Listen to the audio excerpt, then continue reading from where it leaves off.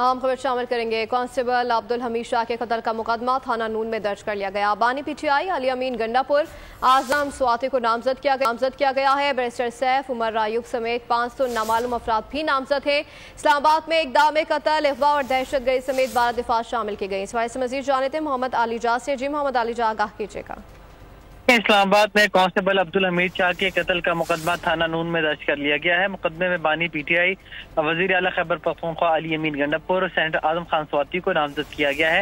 मुकदमे में बैरिस्टर सैफ उमर यूब और आमिर मुगल समेत 500 नामालूम अफराद को भी नामजद किया गया है।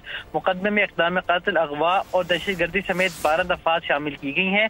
आमिर मुगल ने शुरका के साथ मिलकर कांस्टेबल अब्दुल हमीद को जबरदस्ती पकड़ा। ये FIR का मतन है। अब्दुल हमीद पर लातों, मुक्कों, डंडों और पत्थरों से तशद्दुद किया गया। आमिर मुगल और साथी पुलिस पर फायरिंग करते रहे। अब्दुल हमीद को अगवा करके ले गए।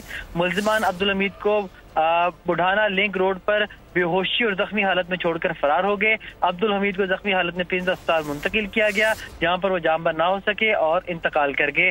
ये मुकदमा दर्ज किया गया है। जी मोहम्मद अली जो अपडेट कर रहे थे, आपका शुक्रिया। सब्सक्राइब करें और बेल दबाएं ताकि कोई खबर रह न जाए।